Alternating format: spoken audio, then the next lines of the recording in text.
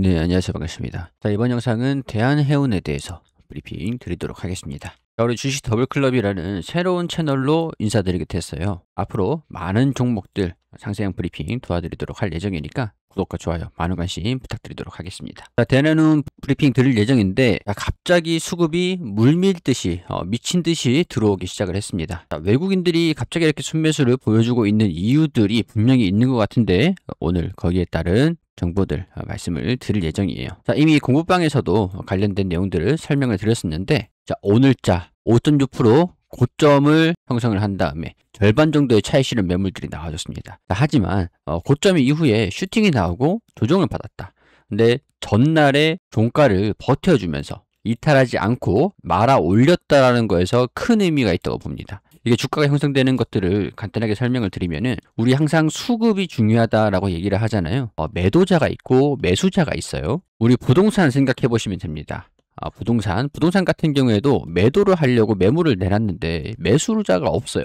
그러면 가격이 팔아야 되니까 사는 사람이 없으니까 가격을 떨어뜨리고 호가를 낮춰가지고 계속 가격 조정을 이루어지잖아요. 자, 근데 나는 이 종목을 사고 싶은데 매도하는 파는 사람들이 없네. 그러면은 가격을 높이고 이게 기본적인 수급의 방향이긴 해요. 기본적인 디폴트이기는 하지만 이게 고정값이긴 하지만 특수한 상황들이 벌어집니다. 매도를 하려고 하는데 매수자가 많은 상황이 생길 수도 있죠. 매도하는 물량보다 매수하는 사람이 많은 경우, 이게 매도 우위에 있는 시장인 건데, 자, 매도자가 많은데 사는 사람들이 너무 많아. 내가 이 가격에 딱 걸어놨는데 체결이 됐네? 한호가. 다른 사람들이 계속 호가를 높이면서 이 살려고 하는 사람들이 막 달려들면 주가가 높아지는 거잖아요. 자연스럽게 매도 우위 시장이 가버리면 주가가 올라가는 형성이 되어 있습니다. 내가 팔려고 하는데 사는 사람이 없어.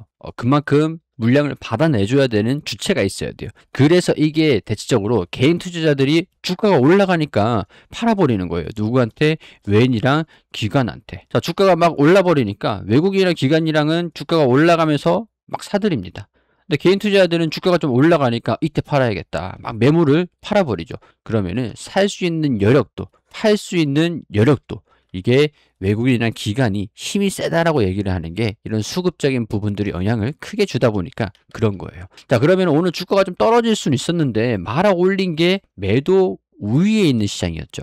매수를 하려고 하는 사람들보다 매도를 하려고 하는 사람들이 물량이 더 많았어요. 그게 외국인들이 아니라 개인 투자자들의 매물이 전부 다 외인이랑 기관에게 넘어갔다. 자, 살려고 하는 게 외국인이랑 기관이랑 금융투자에서 계속 살려고 하는데 물량이 없잖아요.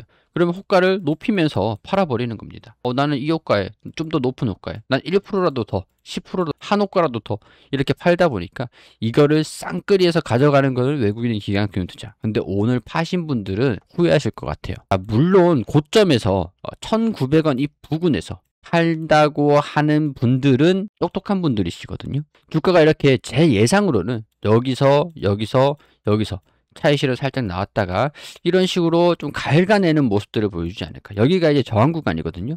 매물대에서 조정을 받으면서 매물을 차근차근 개인 투자자들의 물량을 여기서 물리신 분들 가져오면서 물량을 소화하면서 그 다음에 움직임들을 만들어가는 겁니다. 자, 근데 갑자기 외국이랑 기관이랑 왜 이렇게 순매수를 하는지 여기에 기사들을 올려드렸죠. 공부방에. CMN, 페노션, 흥황해운, LNG 적치율이 70% 정책에 들썩거린다. 상하이 운임지수도 한 주간 12%가 상승을 했습니다. 상하이 운임지수는 글로벌 운송량을 가지고 상하이에서 이 운임 지수를 발표를 합니다. 평균을 내서 지수를 만드는 거예요. 운송량을 가지고. 이게 올라가고 있다는 것은 그만큼 국제 물류가 운송량이 증가되고 있다. 그만큼 지수가 올라간다라는 거는 운임비가 증가되고 있는 거라고 판단할 수가 있습니다. 왜냐하면 그만큼 운임이 늘어나고 운송이 늘어나면은 물류를 하기 위해서 선적량도 늘어날 거고, 그러면은 너도 나도 선적하려고 하면은 운임 비용이 올라갈 거잖아요. 품귀 현상이 일어나면. 아직까지는 병목 현상이 일어나고 있는 상태는 아니지만 지금이 반등하고 있는 그 시점이 아닐까 그렇게 보는 겁니다. 정부 수입의 70% 이상을 국내 해운사가 직접 운송을 해야 됩니다. 에너지 안보를 위해서 에너지 공급망의 안정성을 높이기 위해서 국적 해운사에 대한 운송 비용을 사실상 의무화하는 방안이 논의되고 있기 때문에 증가하는 운송비 부담에 대해서는 한국가스공사가 해당 재원을 지원받아서 거론하고 있는 것으로 알려졌다. 자, 그런 거기 때문에 우리나라 에너지 수입의 70% 이상은 국내 선적사들이 운송을 해야 되는 의무적으로 법안이 생기다 보니까 그렇다고 해서 뭐 디스카운트를 해주던가 싸게 해주던가 그런 것들은 아니잖아요. 한국가스공사의 재정 지원을 받으면서 약간 실제로 의뢰를 하는 LNG 에너지를 구입하는 그런 민간 기업들 같은 경우는 재정 지원도 받을 수 있는 것들이니까 운송사에 피해가는 것은 전혀 없습니다. 오히려 국민 세금으로 이렇게 진행이 되는 거다. 그렇게 보시면 될 것 같거든요. 약간 이런 소식들이 전해지다 보니까 이 LNG 70% 이상. 자, 그러면은 이 대한해운 같은 경우에도 H라인 해운 주식회사하고 665억 원 규모의 공급 장기 대선 계약을 체결을 했다. 이렇게 운송비가 증가될 수 있는 모멘텀이 될 수가 있기 때문에 이 규모를 키우는데도 충분히 도움이 되겠죠. 자, 오늘 HMM 같은 경우는 하단에서 장기 이평선의 지지를 받으면서 주가가 반등이 되는 모습들을 보여줬습니다. 약간 이 저항 구간에서 이 추세가 좀 밀집되면서 돌파하는 긍정적인 흐름들이 예상이 되는 상태라고 볼 수 있을 것 같아요. 다만 이제 대한해운 같은 경우에는 요즘 경계가 좀 모호해지긴 했으나 벌크선, LNG선, 탱커선, 천연가스 이런 것들을 주로 운송하는 해운업이기 때문에 이게 직접적인 수혜를 받을 수 있다는 기대감들이 반영되고 있는 상태지만 HMM 같은 경우에는 초대형 컨테이너선 그러니까 물류, 포장으로 박스를 포장해서 제품을 실어 나르는 냉동 화물이라든가 일반 화물이라든가 그런 것들을 직접적으로 운영을 하고 있는 상태이기 때문에 수혜에 대한 차별화 그런 것들도 주가에 영향을 주면서 대한해운은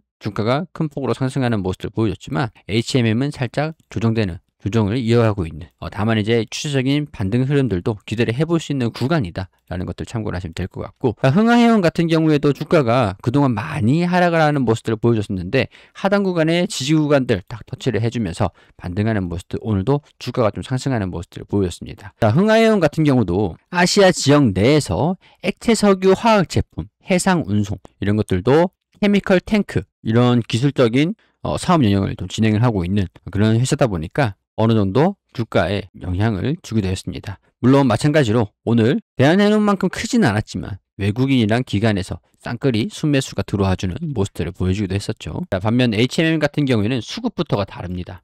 컨테이너 선을 주로 하다 보니까 개인 투자자들은 좀 순매수를 했는데 외국인 기관, 금융투자에서는 매도를 하는 모습들 이렇게 수급적인 측면에서도 우리가 이렇게 확인을 할 수 있는 것들이 보여집니다. 자, 우리 영상 하단을 보시면 이런 페이지가 나와 있어요. 링크 클릭해서 보시면 여기 공부방 입장하기도 나와 있고 이 포트폴리오 이런 것도 확인이 가능하시거든요. 오늘 이 대한해운을 일단 주가가 조금 조정을 받을 수 있는 위치이긴 하지만 외국인이나 기관을 믿고 한번 따라가 볼까 싶습니다. 주가는 1785원 정도 수준이고 부담스러운 가격은 아니에요. 가격 전략들 자체가 영업이익도 잘 나와주고 있는 상태인데 살짝 올해는 줄어들 수 있겠지만은 4분기부터 성장할 수 있는 모멘텀들이 발생이 됐다라고 생각을 하거든요.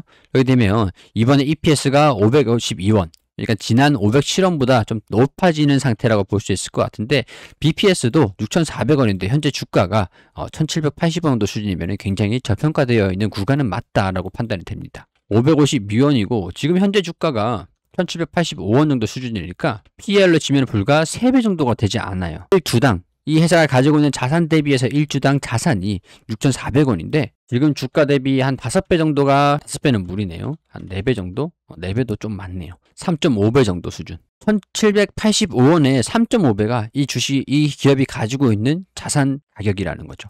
그만큼 상승에 대한 여지가 남아있지 않았을까 그런 생각들이 좀 들기도 하는데 일단 어찌됐든 간에 주가가 살짝 올라가는 모습들을 보여주고 있습니다. 자, 제 손절가 1,600원 정도 수준으로 1,630원 정도 수준으로 잡을게요.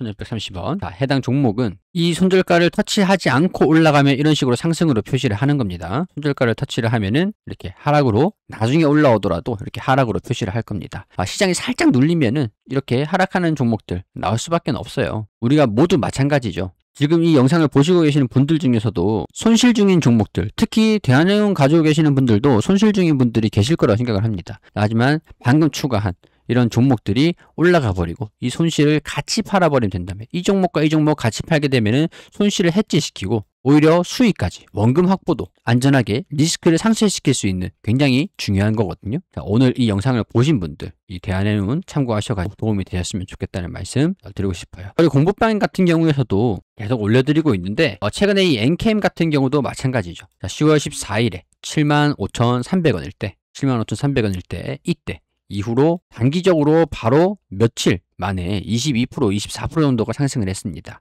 이것뿐만 아니라 한국선제도 3,470원일 때 이때예요. 3,470원이고 바로 단기간에 급등하는 모습을 보여주면서 한 40% 가까이 상승하는 모습을 보여줬어요. 공부방 종목은 별도로 나가게 됩니다. 참고해 주시고 필요하신 분들은 영상 하단에 댓글 클릭하셔가지고 해당 링크 클릭하셔서 입장하시면 될 것 같습니다. 입장하실 때 선호하는 스타일, 단기를 좋아하시는지 장기를 좋아하시는지, 단기 장기 그런 것들 간단하게 체크만 하셔가지고 보내주시면 되세요. 이 종목은 최근에 우리가 주력주로 밀고 있는 종목입니다. 대략적으로 50% 이상이 상승할 걸로 기다리고 있는 상황이거든요. 이게 또 불가능하지가 않은 게 그동안 저희가 192%, 104%다 공개를 해놓은 거니까 이런 것들을 보시면 충분히 도움이 되실 거예요. 이렇게 상승한 종목들이 있기 때문에 50% 정도 수준이라고 하면은 충분히 가능하지 않을까 이렇게 보고 있습니다. 자, 공부방에 들어오시면 해당 종목들 확인하실 수가 있으니까 공부방에 들어오셔가지고 대한해운도 올라가고